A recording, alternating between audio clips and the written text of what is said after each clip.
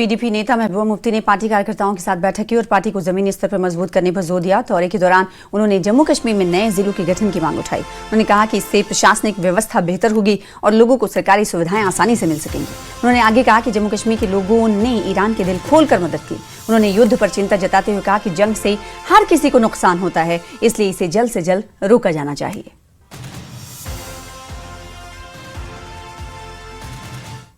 हमारे मुल्क हिंदुस्तान के बहुत ही गहरे ताल्लुक रहे हैं और ये बदकिस्मती की बात है कि जब 2 दिन होने से पहले हमारे प्राइम मिनिस्टर वहाँ चले गए, जिसका मैसेज अच्छा नहीं गया।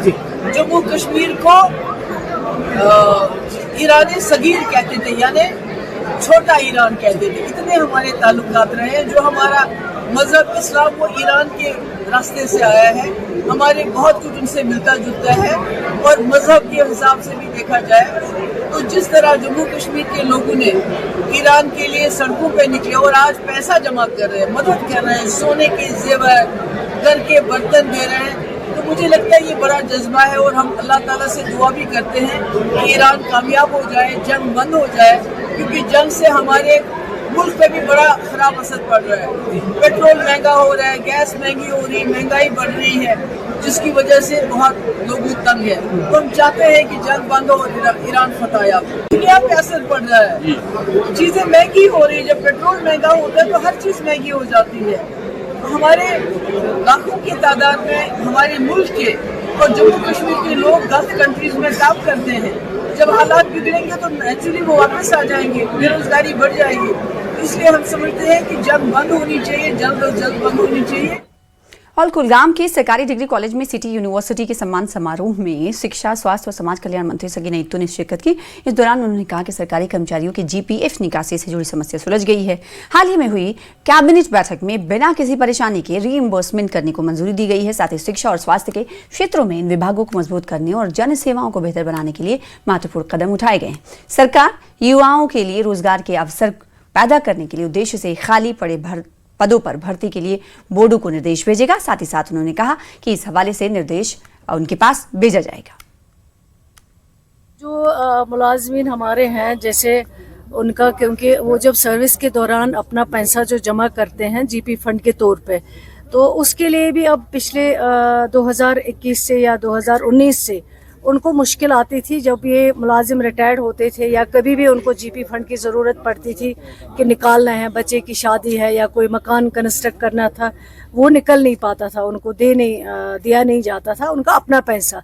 लेकिन उसमें बहुत सारे लोग आते थे, कभी कभार वो अक्सर उन्होंने अपनी रिप्रेजेंटेशन दी चीफ मिनिस्टर साहब को। और जब हम सरकार में नहीं थे तब बहुत सारे लोग मिले, उन्होंने कहा है कि ये हमारे लिए मुश्किल है, खुदा न खास्ता बीमार होता था कोई, अब वो अपने 10 लाख जीपी फंड में से निकालना चाहता था, वो नहीं निकल पाता था। लेकिन अभी हाल ही में जो कैबिनेट हुई, इस कैबिनेट में जो फैसला हुआ है कि अब ये 2025 तक जो है इनका ये सारा जो है क्लियर हो जाएगा। अब उनको वो परेशानी नहीं झेलनी पड़ी जो उनको पहले झेलनी पड़ती थी। एक बहुत बड़ा डिसीजन है। सांबा में पीडीपी ने जम्मू कश्मीर में शराबबंदी और राज्य का दर्जा बहाल करने की मांग उठाई। पार्टी के महासचिव इम्तियाज शान और युवा अध्यक्ष सुशांत चांब्याल ने कहा कि पार्टी शुरू से ही जम्मू कश्मीर में पूर्ण शराबबंदी के पक्षधर रही है। उन्होंने जोर देकर कहा कि यह कदम समाज में बढ़ती नशाखोरी को रोकने और युवाओं के भविष्य को सुरक्षित करने के लिए बेहद जरूरी है। उन्होंने ये भी बताया कि पूर्व मुख्यमंत्री महबूबा मुफ्ती जब कठुआ दौरे पर थी तो इस दौरान जम्मू और कश्मीर को फिर से पूर्ण राज्य का दर्जा दिलाने के लिए चर्चा हुई। दुआ में कुछ पार्टी के ज्वाइनिंग के लिए मैडम यहाँ आई है और ख़ास करके यहाँ सांबा के जो नौजवान यहाँ पे यूथ आए, सुशांत जी, हमारे जनरल सेक्रेटरी राजेंद्र मनाज जी यहाँ पे, इन्होंने यहाँ वेलकम रखा था मैडम का, तो इनका बहुत बहुत शुक्रिया जितने भी यहाँ पे आए थे। और उम्मीद है आने वाला वक्त इसी जमात का है। जानते हैं यहाँ पे अगर आप देखोगे। फिलहाल इसी के साथ इस बुलेटिन में इतना ही। मुझे दीजिए इजाजत। नमस्कार।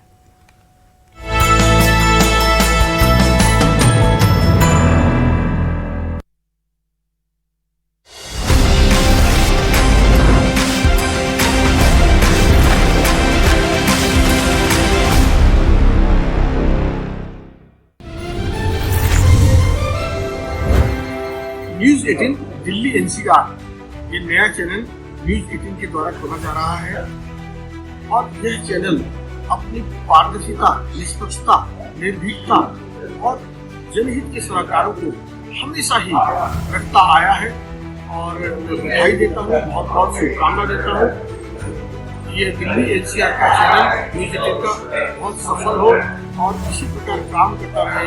हम सबकी शुभकामना आपके साथ है। बहुत बहुत बधाई।